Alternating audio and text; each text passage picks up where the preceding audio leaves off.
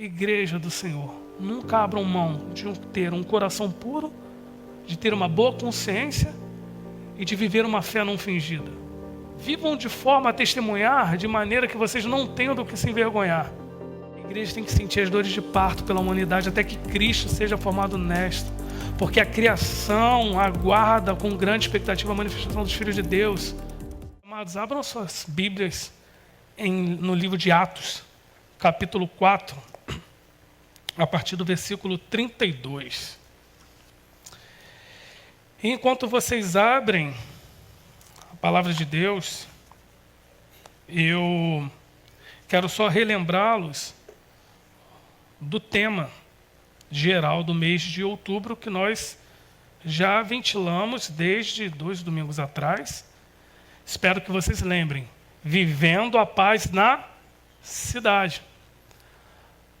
Falamos um pouquinho sobre a questão de uma sociedade em que nós fazemos parte, estamos envolvidos, que de alguma maneira nos cerca, sobre os riscos e os perigos potenciais dessa ideia de levar vantagem sobre alguém. E da necessidade da igreja se posicionar na contramão como um antagonista, né? De uma forma como uma antítese a essa ideia. E hoje a gente continua falando um pouquinho, principalmente para quem esteve aqui há 2 domingos atrás, vai entender um pouquinho mais, mas não que você que não esteve não vai conseguir entender, muito pelo contrário, eu creio que o Espírito de Deus vai ministrar no seu coração. E aí eu intitulo essa mensagem como: a sociedade, quando cumpre o seu dever, traz paz à cidade. A sociedade, esse grupo que forma essa cidade, quando ela cumpre o seu dever, ela traz paz à cidade ao qual ela faz parte. Mas aí cabe uma pergunta: e qual é esse dever primais? Vamos conversar um pouquinho aqui, entendermos junto alguns deveres que principalmente recaem sobre nós, Igreja do Senhor. Mas há um dever que Deus gerou no meu coração como sendo primais. Vamos descobrir juntos. Vamos ler a palavra de Deus. Atos capítulo 4, versículo 32, até Atos 5, 11, diz: da multidão dos que creram era o coração e a alma. Ninguém considerava exclusivamente sua nenhuma das coisas que possuía. Tudo, porém, lhes era comum. Com grande poder, preste atenção nisso, com grande poder, os apóstolos davam testemunho da ressurreição do Senhor Jesus, e em todos eles havia abundante graça, pois nenhum necessitado havia entre eles.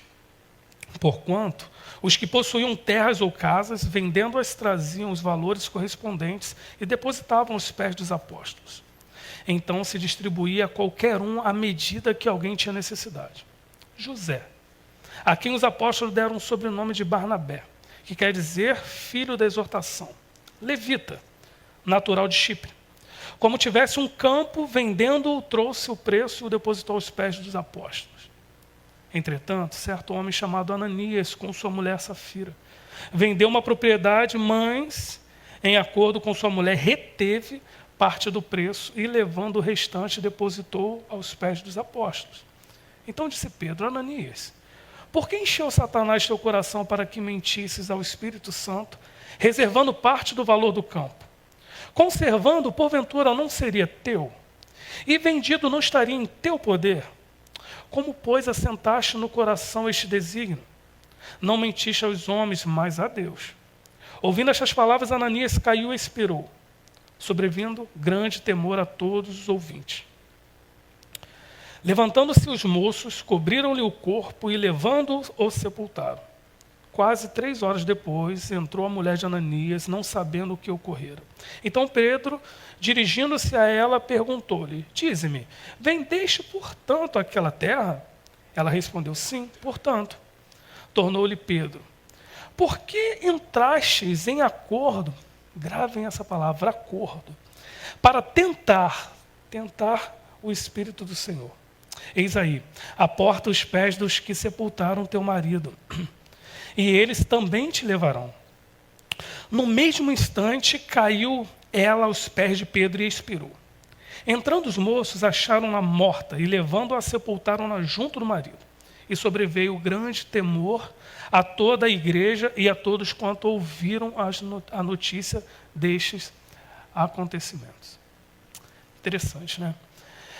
Vamos começar a entender um pouquinho sobre a pessoa de Barnabé. Barnabé, um membro da tribo dos levitas, como a própria palavra diz, ele, de repente, por essa condição, por essa atitude, pode ser que eles tentassem reparar algum erro, aí eu coloco aí algum possível erro que ele havia cometido no templo da lei, no qual legislava de que, uma vez levita, ele não teria parte de herdades de terra. Porém, há alguns comentaristas que até dizem que, possivelmente, essa terra poderia ser de sua esposa. Levando até em consideração quando diz assim, como tivesse um campo. Ok. Mas até aí, finda, de certa forma, esse rigor dessa lei do Velho Testamento.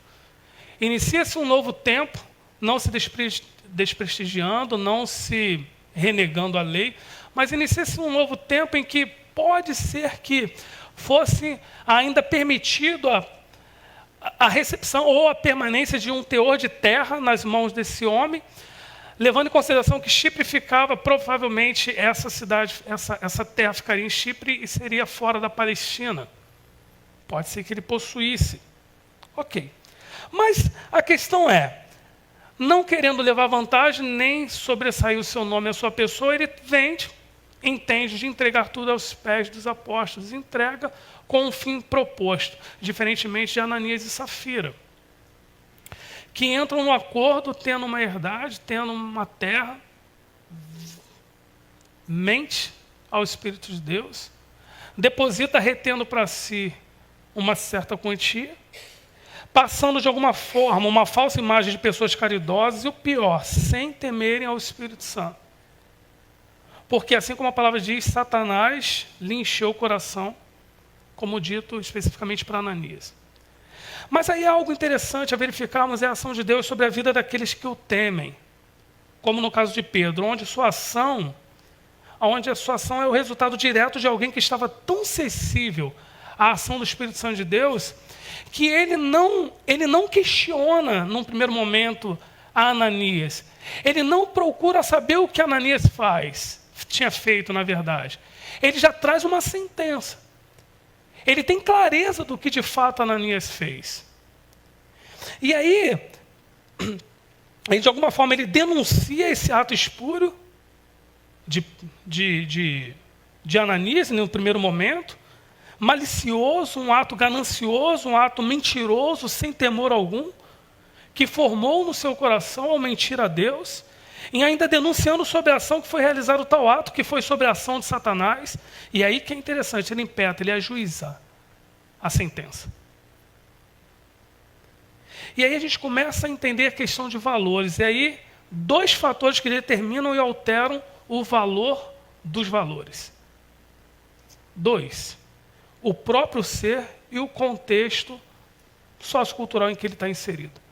E aí a gente leva em consideração o cenário e o contexto daquele momento, como o de Atos 5:11. Foi necessário que houvesse isso, para que, de alguma forma, tanto o próprio ser quanto o contexto que vigorava naquele momento, que não era apenas restrito a Ananias, a Safira, aos moços que carregam ambos os corpos, depois da sentença que Pedro refere aos mesmos, nem só restrito aos apóstolos, mas de todo aquele que estava ali reunido, de toda aquela igreja que ele se reunia. É tanto que no versículo 11, do capítulo 5, diz assim, e sobreveio grande temor a toda a igreja e a todos quanto ouviram a notícia destes acontecimentos. E sobreveio grande temor a toda a igreja e a todos quantos ouviram a notícia daqueles acontecimentos. E aí não tem como falar desse episódio, não tem como chegarmos ao assunto. Lembrem-se, qual é o dever primais que nos alcança, principalmente como igreja, sem falar de pecado. O pecado, quando consumado pelo homem, revela para si mesmo e para os que o cercam o mundo. contexto que o cerca e fica evidente seu verdadeiro valor. De fato, e em verdade, a máscara cai. Desnuda aquele homem, a máscara cai. Quando do momento de Safira ainda há um agravo muito maior, que foi um ato de cumplicidade entre esse casal, que passa em muito dessa linha, limite, quanto à ousadia, quanto ao abuso, quanto à iniquidade, quanto à inconsequência, quanto à irresponsabilidade que já havia sido cometida através daquele pecado da mentira e agora tentam ao Espírito Santo dos Deus. Passam e muito do seu limite. Passam e muito do limite da iniquidade. Mentem, pecam através da mentira e ainda tentam o Espírito de Deus. Ok? Então, com isso, temos um cenário geral desse texto que vai ser, creio eu, esteio para o texto base da mensagem. E aí não tem como eu falar desse tema da mensagem sem falar de pecado e falar que pecado de fato gera culpa, que culmina em punição. Não tem como fugir. Comete pecado, há uma sentença, há uma punição atrelada, há um sentimento de culpa. A culpa é uma das formas que o homem tem para saber que pecou. Esse sentimento, esse desconforto que o Espírito de Deus gera em mim e gera em você quando deslizamos, quando pecamos. É o Espírito de Deus que é o balizador. É Ele que, de fato, vai fazer com que a gente venha entender e discernir o que é certo, o que é errado, o que é santo, o que é profano. Porém, quando o pecado não gera mais essa consciência de culpa, ocorre o que o apóstolo Paulo disse sobre mente ou consciência, dependendo da versão que você está aí, cauterizado. Como 1 Timóteo 4,2 vai dizer. E aí eu acho interessante, não tenho muito hábito de manusear a nova versão transformadora, a NVT, mas eu achei muito interessante que ela diz, ao invés de ela usar mente cauterizada, ela usa mente morta, consciência morta. A consciência da culpa gera arrependimento. Graças a Deus por isso. A consciência da culpa gera arrependimento e por este o homem torna-se alvo do perdão de Deus. O pecado é, de fato, algo que a gente não pode restringir apenas a uma definição de amartia, de errar o alvo. Mas, de fato, em verdade, é uma ofensa. É uma transgressão da justiça de Deus. E será sempre uma desobediência a Deus. Trata-se de uma afronta a Deus e faz separação entre o homem e Deus, como dito em Isaías 59:2.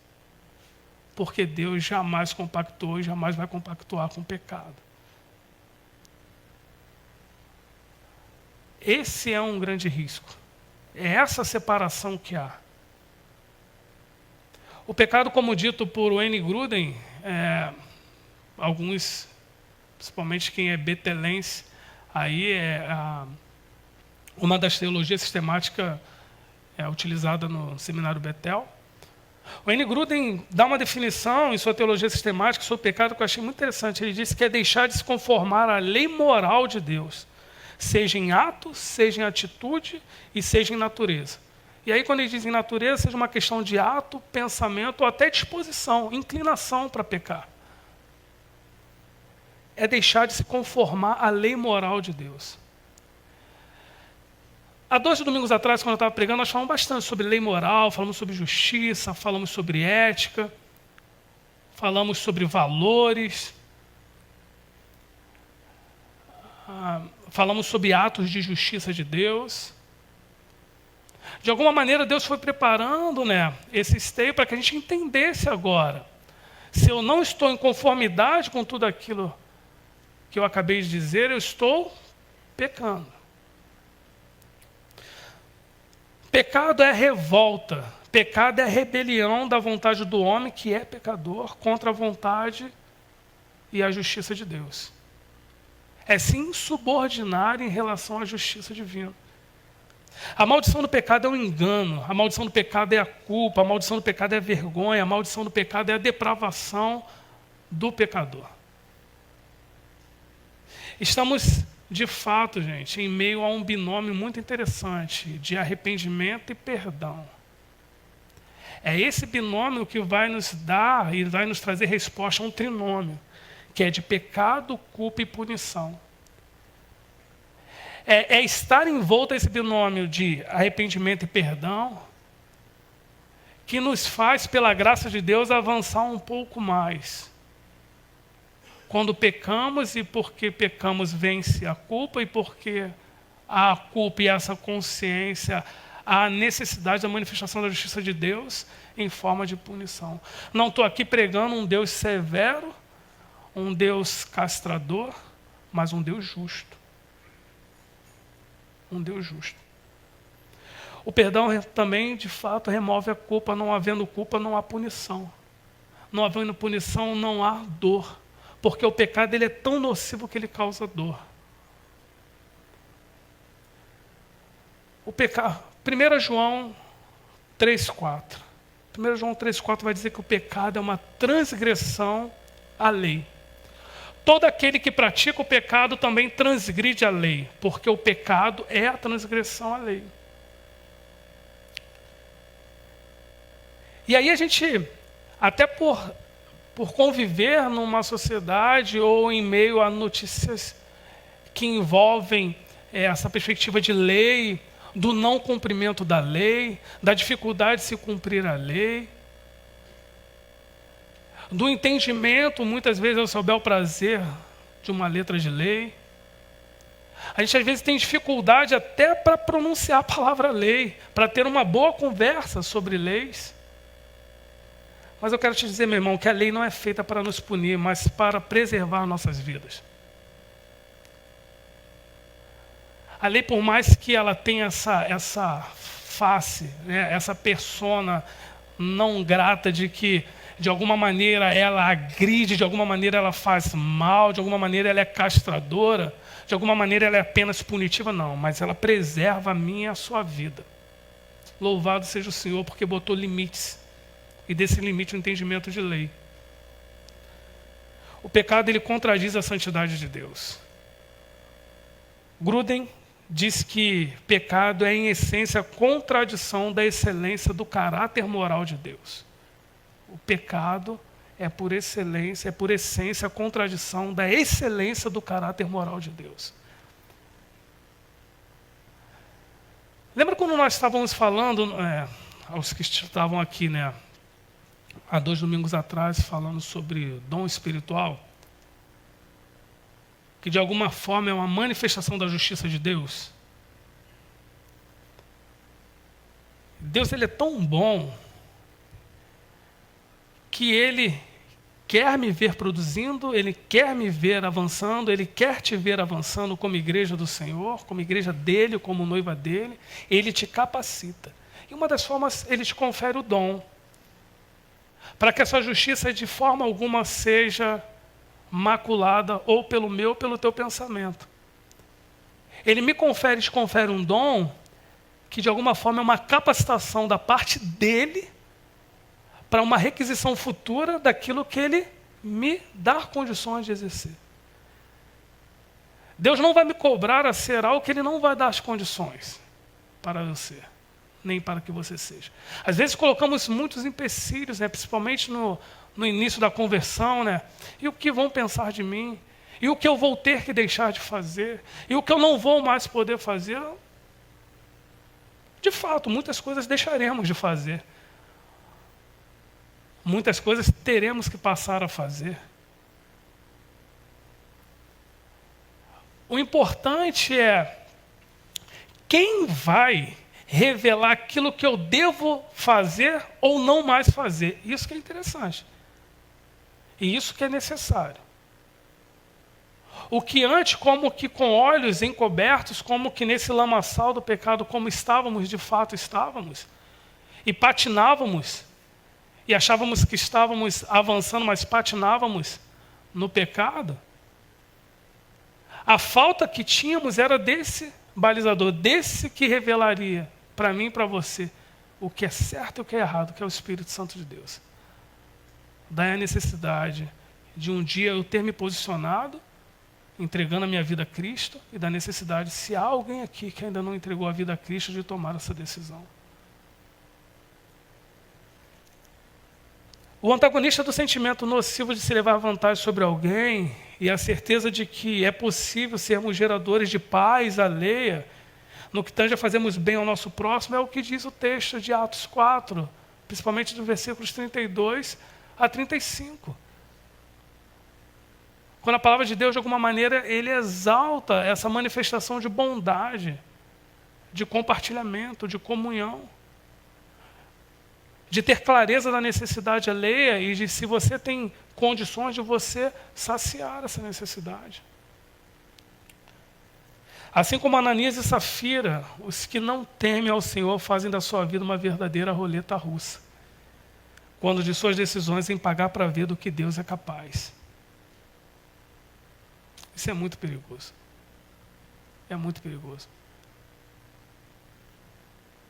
Às vezes se confunde o fazer prova de Deus com tentar, bota entre aspas, tá? A Deus ninguém tenta e não pode ser tentado. Mas, de alguma maneira, ter uma postura abusiva diante de Deus. Ousada demais. Ousada passando os seus limites. Toda sociedade sem temor ao único e soberano Deus elege para si e passa a ter em si o seu próprio Deus, ao qual irá venerar. Lembra que nós comentamos sobre Êxodo 32, sobre a construção do bezerro de ouro? Todo ser que em um dado momento não reconhece a Cristo como seu único e suficiente Salvador, como seu único e suficiente Deus, ele em algum momento, ele vai se aperceber, ele vai perceber que ele já elegeu para si um Deus. E pensando nisso, acredito que é benéfico lembrarmos de alguns personagens bíblicos, diferentemente de Ananias e Safira, temeram a Deus pelo senso de entendimento de estarem diante e na presença desse ser supremo, incomparável em poder e glória, em majestade, todo-poderoso, e da sua limitada condição humana. Vejamos o que diz Isaías 6:5. Texto de Isaías, capítulo 6, versículo 5, vai ser projetado até para que a gente possa avançar um pouco mais rápido. Então disse eu: ai de mim, estou perdido, porque sou homem de lábios impuros, habito no meio de um povo de impuros lábios, e os meus olhos viram o Rei, o Senhor dos Exércitos. Fantástica essa declaração de Isaías. Um homem que, diante de Deus, reconhece sua majestade e o teme. Moisés, diante da sarça ardente, Êxodo 3, de 1 a 6. E diz: apacentava Moisés o rebanho de Jetro, seu sogro, sacerdote de Midian, e levando o rebanho para o lado ocidental do deserto, chegou ao monte de Deus, a Horeb. Apareceu-lhe o anjo do Senhor numa chama de fogo no meio de uma sarça. Moisés olhou e eis que a sarça ardia em fogo e a sarça não se consumia. Então disse consigo mesmo: irei para lá e verei essa grande maravilha, porque a sarça não se queima. Vendo o Senhor que ele se voltava para ver, Deus do meio da sarça o chamou e disse: Moisés, Moisés. Ele respondeu: eis-me aqui. Deus continuou: não te chegues para cá, tira as sandálias dos pés, porque o lugar em que estás é terra santa. Disse mais: eu sou o Deus de teu pai, o Deus de Abraão, o Deus de Isaque, o Deus de Jacó. Moisés escondeu o rosto porque temeu olhar para Deus. E aí outros textos, como a parábola do fariseu e do publicano, onde o publicano bate no peito e sequer olha para o céu, reconhecendo ser um pecador. Saulo, a caminho de Damasco, quando tem um encontro com o Senhor Jesus, sequer consegue se manter de pé, como em Atos 9, a parte A do versículo 4. E depois, convicto do senhorio de Jesus, o pregava nas sinagogas, afirmando ser este o Filho de Deus. Temos que entender que todo ser finito, toda a criação finita do Senhor, diante dele, seu Criador, apresenta um mix de sentimentos: de espanto, de medo, de terror, de temor, de fascínio, de admiração, de desejo de estar junto, como em João 21:7. Quando aqueles discípulos no barco, como diz ali, aquele discípulo a quem Jesus amava, disse a Pedro: é o Senhor. Simão Pedro, ouvindo que era o Senhor, cingiu-se com suas vestes, porque se havia despido, e lançou-se ao mar. Pedro nem cogita outra reação, ele se lança ao mar. Foito daquele jeitão dele, ele se lança ao mar. É esse desejo de estar junto, é um desejo de segurança, assim como no caso de Pedro, no Monte da Transfiguração. Episódio fantástico. Mateus vai registrar esse episódio, fantástico. Ele fica tão admirado, ele fica tão fascinado com essa grandeza de Deus. E ele quer ficar. Ele quer ficar, e diz o texto que aparece ali Elias, aparece Moisés, e Pedro, não, Senhor, vamos ficar. Façamos um tabernáculo para o Senhor, para Moisés e para Elias. Fiquemos aqui, Senhor. E aí há todo um diálogo entre Jesus e Pedro, e com aqueles que se prostram, e disse que os três discípulos estavam ali, se prostram diante da majestade de Deus, diante da voz de Deus Pai, que vem do céu e diz: quem é Jesus? Seu filho a quem eles comprais. E aí é fantástico, né? A reação, o amor, o carinho de Jesus, né? Fala assim, não, levante-se. Não tem mais, levante-se. É como se Jesus chegasse para a gente e falasse assim, levante, meu filho. Não é porque ele está dividindo a glória dele, ele está minimizando a glória dele. Não, levante, você tem parte comigo. Você tem parte comigo. Eu tenho prazer de me relacionar com você. Eu tenho prazer de dividir, de te esclarecer as coisas. Nós somos amigos. E aí é fantástico, né? É esse divino, né? É esse transcendente, é esse constante, tremendo mistério a ser descoberto, a ser revelado, que, sem dúvida alguma, todo ser humano terá uma experiência com esse mistério, seja nessa perspectiva de imanência na Terra e também na eternidade. Vamos ter essa experiência com Deus, mas que o mesmo se revela na proporção aqui na Terra, no suportável. Demonstração de carinho. Ele se revela na proporção suportável por parte do que está na esfera desse imanente, esse tangível, esse finito, que sou eu e é você. Mas esse Deus, de fato, incomparável em glórias, misericórdia, poder e graça, tem prazer e, como eu disse, tem desejo de relacionar-se com aquele que o teme e treme diante de si. Por isso, graciosamente, disse, como lá no final do texto de Mateus 17, no Monte da Transfiguração, não tem mais. E aí eu te pergunto, será que depois dessa explanação inicial você já saberia responder a pergunta do texto da mensagem, do título da mensagem? Qual é o dever primário de todo ser humano? Alguém arrisca? Eu não tenho hábito de perguntar, não. Às vezes o pastor Lívio pergunta, né? Aí o pessoal começa a baixar a cabeça, finge que não tá, que não é consigo, finge que não está aqui. Alguém quer arriscar? Qual seria esse dever primário de todo ser humano? Adoração?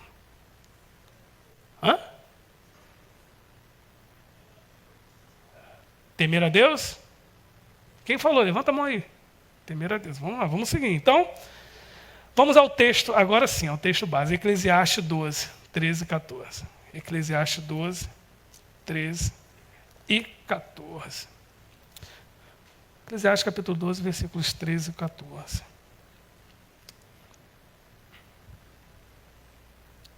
Podemos? Amém? Diz assim a palavra de Deus. De tudo que se tem ouvido, a suma é: teme a Deus e guarda os seus mandamentos, porque isto é o dever de todo homem. Porque Deus há de trazer a juízo todas as obras, até as que estão escondidas, quer sejam boas, quer sejam más. Então, teme a Deus e guarda os seus mandamentos. Porque isso é um dever de todo homem. É meu dever, é seu dever. Porque Deus, isso com certeza vai trazer a juízo todas as obras, sejam minhas, sejam suas. Sejam as que estão reveladas pelo nosso testemunho diário, sejam as que estão escondidas, sejam boas, sejam más. O medo faz o homem fugir, mas o temor encaminha o homem para junto de Deus, para a sua glória. O temor do Senhor é o que afasta o homem da morte. Provérbios 10, 27 vai dizer que o temor do Senhor é fonte da vida. O temor do Senhor é fonte de vida. O temor do Senhor me leva a olhar para as multidões e agir com misericórdia. Me leva a olhar para as multidões e agir com compaixão. Me leva a aceitar o desafio, como a irmã Miriam usou a palavra, de ser um dos valentes. A ser uma espécie de missionário. A ser esse agente, esse filho da paz. Que abre, um espaço em sua agenda com amor e vai às casas. Pregar sobre essa misericórdia, pregar sobre essa compaixão, sobre essa graça, sobre essas boas novas de salvação, sobre esse Cristo que pode todas as coisas, sim, como foi cantado. Que pode dar vida, que pode fazer aquela família que nunca conseguiu enxergar e nem entender e nem viver essa paz que de fato excede todo entendimento. É porque tememos a Deus. O pastor Lívio, quando pregou, no domingo passado, ele citou um pouco sobre teologia, a teologia liberal. E aí, na minha época de seminarista, era algo que eu gostava muito de ler sobre, para poder ter condições de conversar sobre isso, debater sobre essas questões. E aí a teologia liberal deixa escrito aqui que descredibiliza a essência e os balizadores da fé, porque de alguma maneira ela não reconhece a autoridade final da Bíblia em termos de fé e doutrina. Muito cuidado com algumas frases de impacto que às vezes a gente vê até a própria igreja cunhando ali, compartilhando nas suas redes sociais. Frases extremamente liberais. De alguma maneira maquiada, às vezes muito clara, mas um bom fundo, um bom desenho de fundo. Eu não sei se pelo ativismo, e parece que as pessoas estão tendo necessidade de expor algumas ideias e está sendo tudo tão veloz que parece que as pessoas estão tendo dificuldade para pensar e o mais fácil é compartilhar o pensamento alheio. E às vezes você compartilha uma ideia errada. Você contradiz o testemunho que eu creio que no teu coração você está querendo testemunhar de uma maneira, mas às vezes a frase que você compartilha ali, ela de alguma maneira, ela acaba desmontando, ela desmorona o sentido, às vezes até do teu coração de estar dando um bom testemunho. Então, muito cuidado.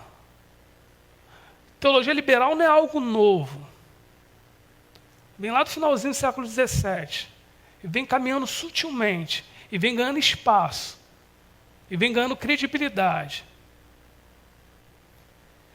Mas além desses deveres primários que alcançam principalmente a nós, como Igreja do Senhor, cabe alguns outros deveres. Vamos buscar entendê-los juntos. Vamos lá? Primeira coisa, ter clareza do que é essa igreja. O que é a igreja? É uma comunidade de santos, que de alguma maneira, por esse entendimento de misericórdia e compaixão, deve dividir o que se tem em comum. E que devem cooperar para a expansão e a caracterização do reino de Deus no mundo. Falamos sobre pecado, estamos falando sobre temor, vamos falar sobre o reino de Deus. O Evangelho é ele que vai polarizar entre o que é santo e o que é profano, o que é vida e o que é morte, o que distingue pelo meu testemunho como um santo a igreja do mundo, que vai distinguir o seu testemunho como igreja do Senhor, como santo. A diferença entre igreja e o mundo. O problema não é o que o mundo produz.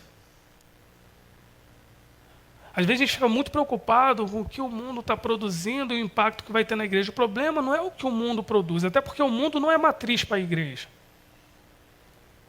O grande problema é quando a igreja potencialmente causa um mal quando ela abre mão de ser aquilo que ela deve ser. Quando ela abre mão de ser aquilo que ela deve ser, para a qual ela foi chamada. Quando ela abre mão e se acovarda de sentir dores de parto, como Cristo. Aí sim. Aí sim. O mundo não é matriz para a igreja.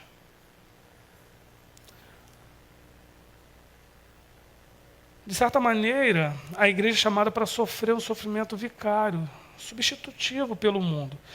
E isso não descaracteriza o valor incomparável do sacrifício de Cristo por mim e por você. Não, mas de alguma maneira nós devemos sofrer pelo mundo. O relacionamento do ser humano com Deus perpassa por um princípio moral de gratidão. Lembra quando a irmã Miriam, brincando aqui, falando sobre a questão dos libertadores, falou, o amor de Cristo que nos constrange. E de fato é. Uma boa sinalização de que, de fato, o amor de Cristo está te constrangido a se inclinar para o outro é ter um coração grato. Porque conhecer de que Cristo, de que o Espírito de Deus está te fazendo sensível à dor do outro. Deus, quando fala na perspectiva de lei moral, que tirou o povo de Israel lá da terra da escravidão, não é para fim de cobrar algo, gerar peso sobre o seu povo, mas para gerar gratidão no coração do povo. Enquanto que gratidão, então, é um valor, é um princípio moral, a ingratidão é uma falha moral. Se você está sendo ingrato, se o seu coração é ingrato ao que Deus já fez, está fazendo e fará por tua vida, você está falhando moralmente, diante da perspectiva de justiça divina. Uma das questões que justifica a revelação moral é a misericórdia de Deus em se revelar a todos. Uma graça geral que implica em gerar um contexto moral de gratidão. E aí, esse contexto moral de gratidão não alcança apenas a sua igreja. Não alcança apenas a sua igreja. Derramando seu favor sobre justos e sobre injustos. Mesmo esses que ainda não reconhecem o favor de Deus sobre suas vidas. Alguns conhecem o testemunho da minha vida. Quando eu olho para trás e vejo de onde Deus me tirou, muito mais ser grata. Eu sou muito mais, não é que eu seja muito mais grato a Deus pela ação dele de ter me tirado de onde ele me tirou, mas também por ele ter me preservado onde eu estive.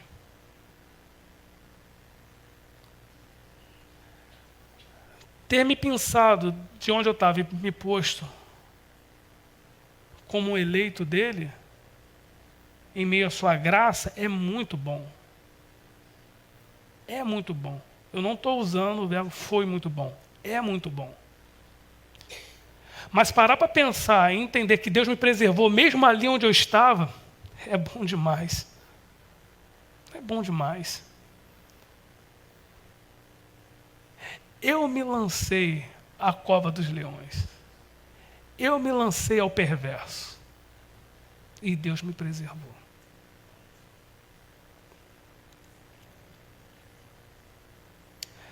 A minha cosmovisão, a minha visão de mundo ao redor, determina a forma como eu olho para dentro de mim e identifico quem habita dentro de mim. Quem habita dentro de mim? Ah, pastor, é o mundo que vai, de fato, te dizer que você está seguro em Deus? Não, não é. Mas é a maldade que existe no mundo. É o amor se esfriando a cada dia. E, de alguma maneira, eu e você, como igreja, somos usados, temos tido a graça de sermos usados por Deus em benefício dos outros.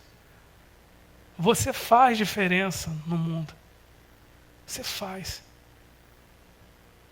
Você faz diferença. Você sobressai de forma diferente. Você reflete, de fato, a imagem e semelhança de Cristo.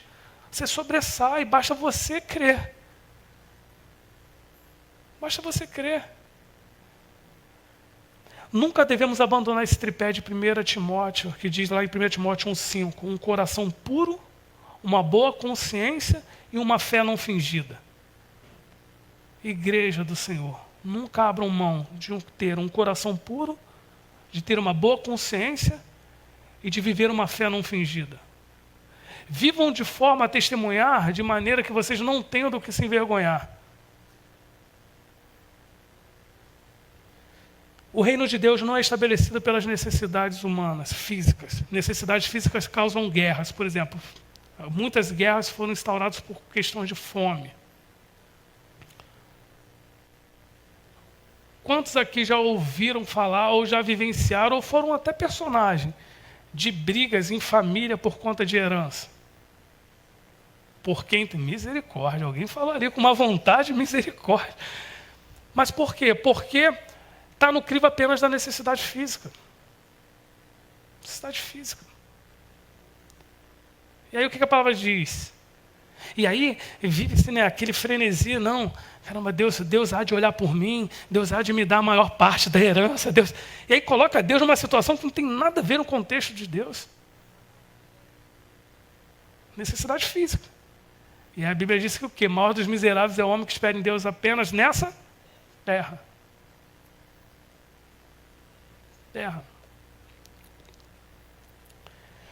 Há uma relação de causa e efeito, tendo a sequência, que aí vai determinar o que é reino de Deus. Justiça, paz e alegria no Espírito Santo.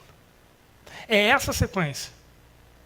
Estabelecimento de justiça, que dá clareza e a sensibilidade de viver essa paz, e vivendo essa paz que excede todo entendimento, de fato, eu tenho alegria no Espírito Santo.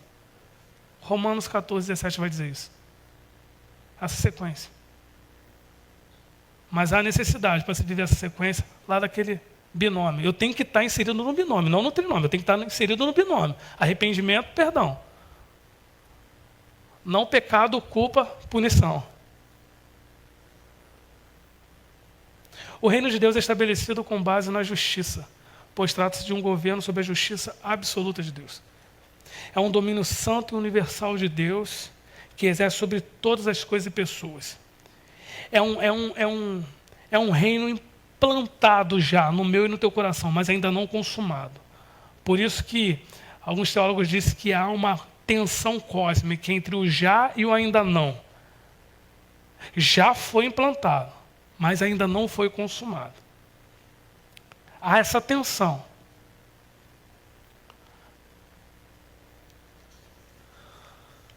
Caminhando já para o fim. Falando de justiça, não tem como não lembrar que, de fato, a sociedade anseia por justiça, e mesmo que ela não declare isso, ela anseia pelo estabelecimento do reino de Deus como justiça plena. A igreja tem que sentir as dores de parto pela humanidade. Eu queria que abrisse aí Gálatas 4:19, vai ser projetado para te facilitar. A igreja tem que sentir as dores de parto pela humanidade até que Cristo seja formado nesta. Porque a criação aguarda com grande expectativa a manifestação dos filhos de Deus. Gálatas 4:19. Podemos? Não, abra aqui. Abram aí suas Bíblias, por favor. Gálatas, por favor, 4:19. Depois de 2 Coríntios. Gálatas 4:19 diz: meus filhos, projetar ali, meus filhos, por quem de novo sinto as dores de parto, até que Cristo seja formado em vós. Romanos 8. Um pulinho em Romanos 8, 19 a 23. Queria que nós lêssemos juntos. Romanos 8, dos versículos 19 a 23. E diz, está projetado, a ardente expectativa da criação aguarda a revelação dos filhos de Deus. Pois a criação está sujeita à vaidade, não voluntariamente, mas por causa daquele que a sujeitou. Na esperança de que a própria criação será redimida do cativeiro da corrupção para a liberdade da glória dos filhos de Deus. Porque sabemos que toda a criação a um só tempo geme e suporta angústias até agora. E não somente ela, mas também nós que temos as primícias do Espírito. Igualmente gememos em nosso íntimo, aguardando a adoção de filhos, a redenção do nosso corpo. Há uma expectativa que alcança não só os que estão fora, mas os que estão dentro. Há uma expectativa a ser manifesta e será. Há uma expectativa a ser revelada aos que têm ainda pouca clareza dessa necessidade. E aí, cabe a mim e a você, de alguma maneira, exercer esse sacerdócio. Mesmo sendo nós cristãos, representantes do reino, como igreja, não conseguimos estabelecer um reino de completa justiça por sermos humanos, falhos, limitados. O reino de Deus será instaurado na terra quando a vontade de Deus se fizer na terra como é feita no céu. Às vezes oramos e não percebemos o que oramos, né? O reino de Deus será instaurado na terra quando a vontade de Deus se fizer na terra como é feita no céu. Temos como igreja a responsabilidade de ansiarmos e de levarmos o nosso próximo a crer e ansiar pela justiça perfeita de Deus. Essa teocracia eterna, que haverá uma submissão e uma servidão absoluta ao Espírito Santo de Deus. A igreja tem que ser uma expressão clara da denúncia e da renúncia do pecado. Eu e você temos que ser essa expressão clara de denúncia e renúncia do pecado. O estabelecimento da paz na cidade, ele vai perpassar por esse tripé consciente de quem tem experimentado esse fato que excede todo entendimento. Primeiro, pregar o evangelho sem impedimento algum, para a fim de estabelecermos e experimentarmos a paz que excede todo entendimento. Lembra do episódio final do livro de Atos, quando é registrado as condições em que se encontrava o apóstolo Paulo, preso? É fantástico ouvir falar sobre o apóstolo Paulo, mas é fascinante ouvir o registro e ler o registro que a palavra de Deus deixa aqui. E fala, e o evangelho era pregado sem impedimento algum. Primeira parte desse tripé, pregar o evangelho sem impedimento algum. Mas tem um fim proposto, estabelecer e experimentar a paz que excede todo entendimento. Segundo, trabalhar pela reconciliação do mundo com Deus. Cabe a mim, cabe a você, trabalharmos para reconciliarmos o mundo com Deus. E terceiro, trabalhar para conscientizar o mundo dos riscos da prática do pecado e da necessidade, como Marcelo falou ali, de temer ao Senhor. Não tem como abrir mão desses 3 pontos. Não temos como abrir mão desses 3 pontos. Queria pedir até que o Ministério de Louvor já viesse se posicionando. Uma pergunta, devemos agir então para a manutenção de seres vivos ou de mantermos seres vivos? Trabalharemos para a manutenção de seres vivos ou para manter seres vivos? Iremos restringir nossas ações apenas para saciar as necessidades humanas ou trabalharemos com a perspectiva de eternidade? De manter esses seres vivos para a eternidade. Se nos restringirmos a enxergar apenas as necessidades na perspectiva física, trabalharemos para a manutenção de seres vivos. Agora, se o meu anseio, como em algum momento que o Régio ministrou, é bom experimentar a salvação? Não foi isso que ele perguntou? É bom? Por que não experimentar com alguém? Levar alguém a experimentar também essa salvação. Agora, se a minha perspectiva é eterna, eu vou manter seres vivos. Eu vou buscar a manutenção de seres vivos. E quem dá essa vida? É o mesmo Cristo que anseia que você entenda isso. E se há, de fato, alguma área na sua vida morta, pastor, eu tenho vida com Deus, um dia eu tomei uma decisão por ter vida com Deus. Ok, meu irmão. Não vai ser eu que vou questionar a sua vida com Deus. Mas me cabe o alerta. Há necessidade de um reconhecimento da necessidade da restauração dessa área da sua vida. Há uma necessidade de uma reconciliação com Cristo nesse momento. Há necessidade de uma entrega verdadeira aos pés do Senhor.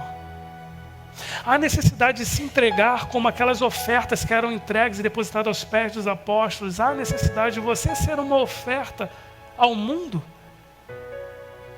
De você, como um cristão, exercer um sacerdócio de amor, de compaixão, de misericórdia pelo mundo, dividir o que você tem. Para que assim como você que não tem essa necessidade, não te falta nada da parte de Deus, querer que o outro também experimente essa plenitude. Mas como tentar descrever o que você e eu sentimos quando desse primeiro encontro com Cristo, de viver essa nova vida em Cristo, de fato não viver mais eu, mas Cristo viver em mim? E tentar explicar isso para outros se você não experimentar? Beira quase ao impossível.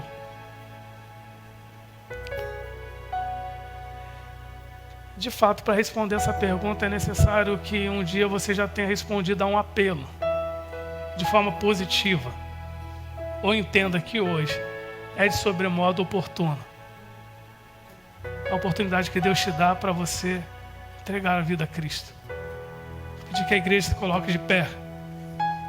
E que nós, antes de ouvirmos essa canção, eu como na última pregação, eu quero fazer o apelo lendo a palavra de Deus.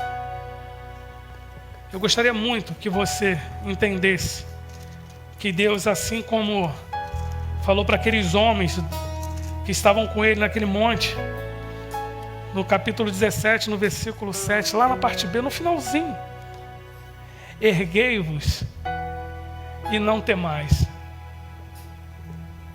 Igreja, erga-se, reconhecendo que é necessário que Cristo cresça, que você diminua. Mas não tema os obstáculos que podem surgir e surgirão. Porque em Cristo vocês estarão seguros. Se é o pecado que te impede, se é o medo, se é a dúvida, se é a insegurança, eu desejo que o Espírito de Deus ministre o seu coração enquanto vamos cantar essa canção. Esteja em espírito de oração, meu irmão. Esqueça quem está do seu lado. É você com Deus. Que Deus fale ao seu coração.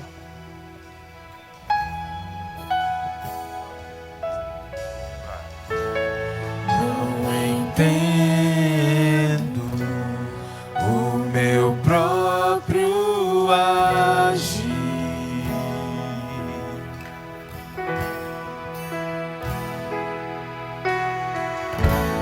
Sem tua graça, o que seria de mim?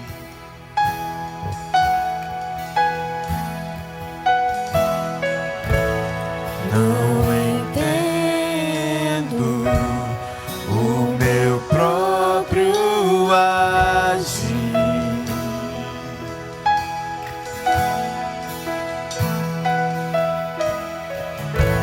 Sem tua graça, o que seria de mim,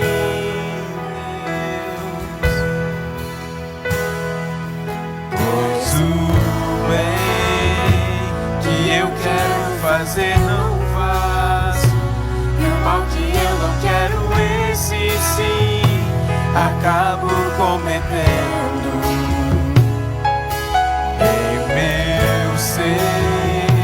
Militão carne e espírito em uma guerra infindável, a qual eu não me rendo, pois meu corpo já foi vendido como escravo e não existe bem nenhum em mim, apenas o pecado.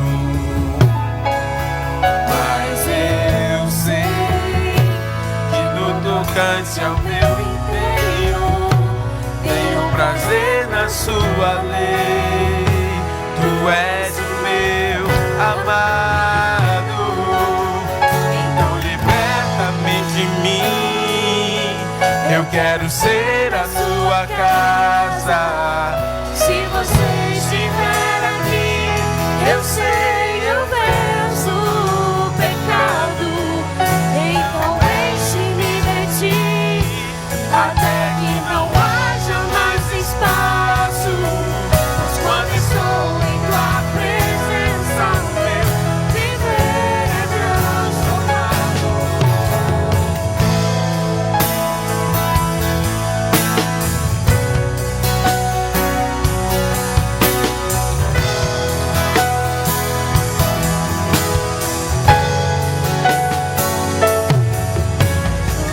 O bem que eu quero fazer não faço, e o mal que eu não quero, esse sim acabo cometendo. Em meu ser militam carne e espírito, em uma guerra infindável, a qual eu não me rendo. Pois meu corpo já foi vendido como escravo, e não existe bem nenhum em mim, apenas o pecado. Mas eu sei que no tocante ao meu interior tenho prazer na sua lei. Tu és o meu amado, então liberta-me de mim. Eu quero ser a sua casa. Se você estiver aqui, eu sei, eu venço o pecado. Então enche-me de ti, até que não haja mais espaço. Pois quando estou em tua presença, o meu viver é transformado. Então liberta-me de mim. Eu quero ser a sua casa. Se você estiver aqui, eu sei, eu venço o pecado. Então enche-me de ti, até que não haja mais espaço. Mas quando estou em tua presença, o meu viver é transformado. Passo a ser livre pra viver a tua vontade. Ao te conhecer, todo o meu ser se enche de bondade. Reina o Espírito sobre a carne.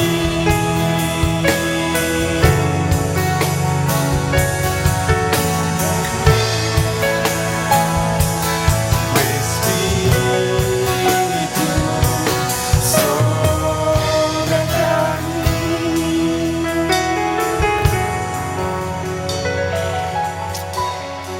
Tito 2, versículos 11 a 14 diz: porque a graça de Deus se manifestou salvadora a todos os homens, educando-nos para que, renegadas a impiedade e as paixões mundanas, vivamos no presente século sensata, justa e piedosamente, aguardando a bendita esperança e a manifestação da glória do nosso grande Deus e Salvador Jesus Cristo, o qual a si mesmo se deu por nós, a fim de remir-nos de toda iniquidade e purificar para si, não é para mim, não é para PIB Viva, é para Ele, para si mesmo, um povo exclusivamente seu, zeloso de boas obras, um povo consciente, um povo sábio, um povo santo, um povo separado, um povo agraciado, mas que deve exercer esse sacerdócio, que enquanto igreja exercer essa espécie de sacerdócio para buscar reconciliar o mundo com Cristo.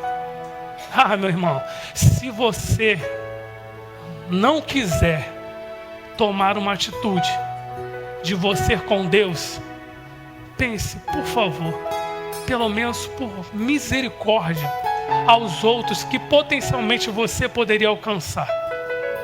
O que você vai fazer com o que Deus tem te confiado nas mãos para cuidar daqueles que Deus tem confiado o cuidado? Igreja, se posicione.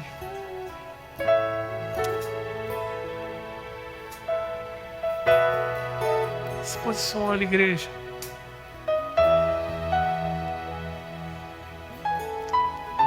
O qual a si mesmo se deu por mim, por você, por nós, a fim de remir-nos de toda a iniquidade e purificar para si mesmo um povo exclusivamente seu, zeloso de boas obras, consciente do que são as boas obras. Um povo convicto, um povo que em si habita o Espírito de Deus, que revelará, que vai colocar realmente na balança e vai te mostrar: isso é errado, abra mão de fazer isso.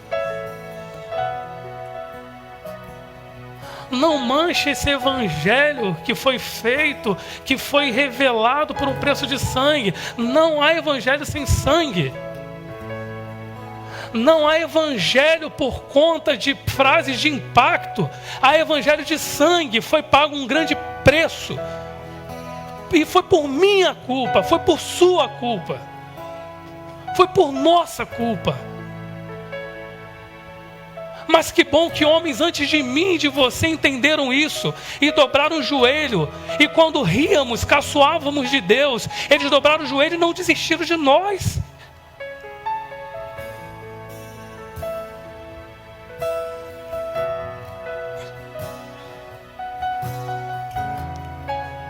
Deixa uma marca, igreja. Nem que seja uma marca que alcance o coração do teu filho,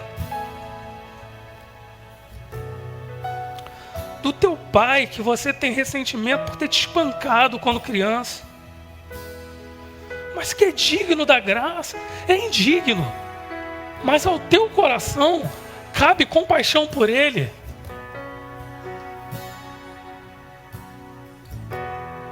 De repente é pela sua mãe, impacte a vida da sua mãe. Que de repente por uma aventura te deixou. Mas aprove a Deus te aproximar dela. Agora você é um salvo, um remido do Senhor.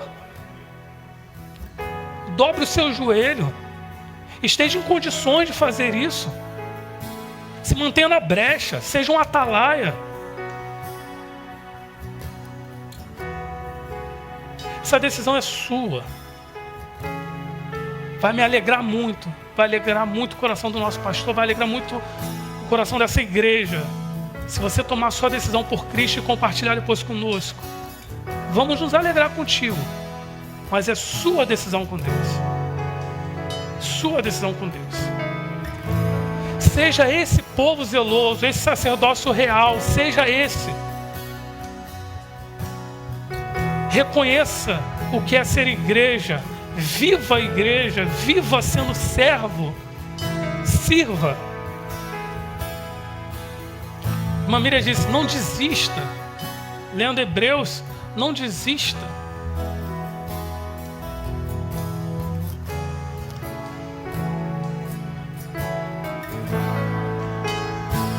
Que Deus te abençoe e fale no seu coração, meu irmão. Que seja o Espírito de Deus a convencer o seu coração e a converter o seu coração.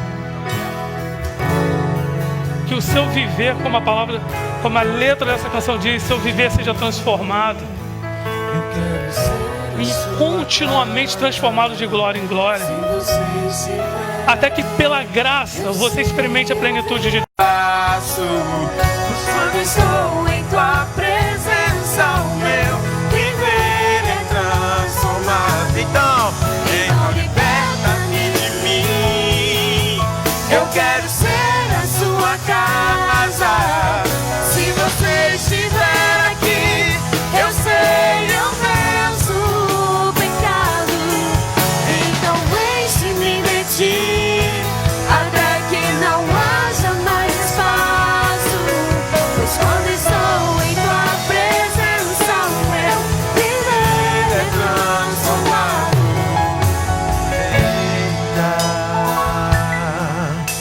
Espírito sobre a carne.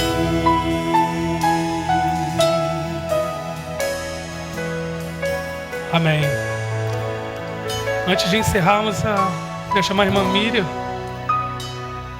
E depois implementaremos a bênção apostólica e nos despediremos para uma semana vitoriosa.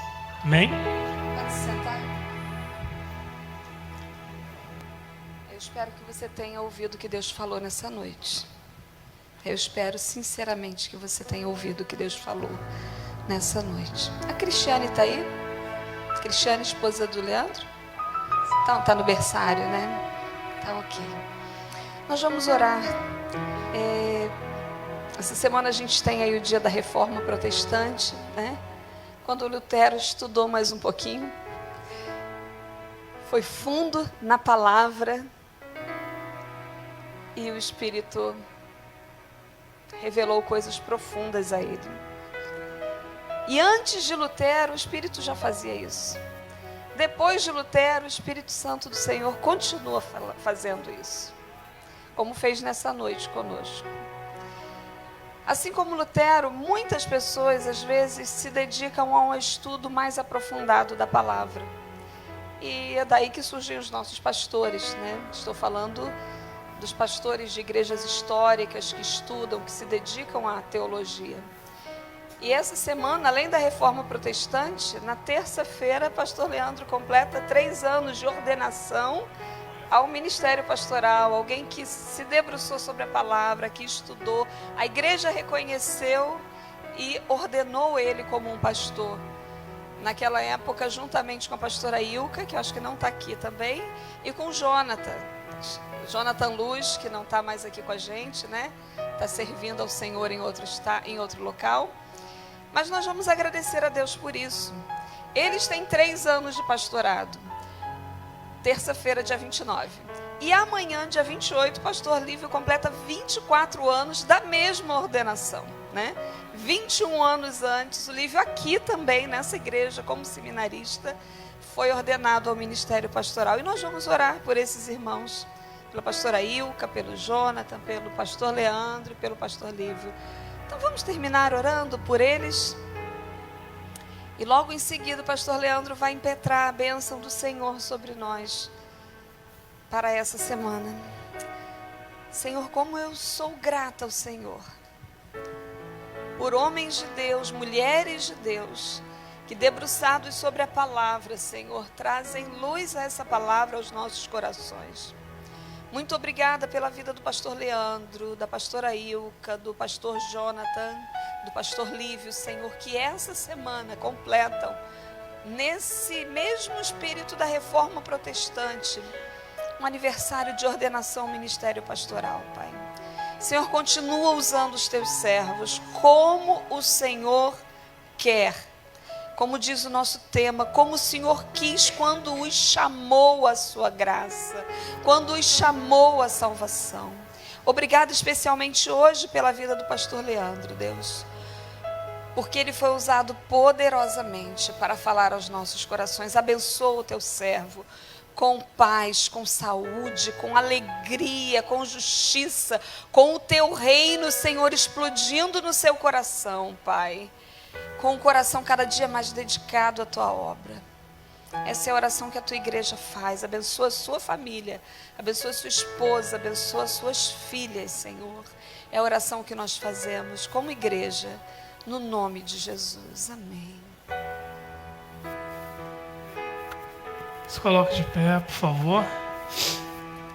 O desejo do meu coração é que verdadeiramente o amor bendito de Deus Pai, a graça salvadora, renovadora, que justifica do nosso Senhor e Salvador Jesus Cristo e as firmes, divinas, perfeitas, incomparáveis consolações do Espírito Santo de Deus, seja com você, Igreja do Senhor, seja com todos nós, Igreja do Senhor, espalhado por toda a face da terra. E que a sua igreja diga amém. Deus te abençoe, igreja. Tenha uma semana próspera no Senhor. Deus abençoe.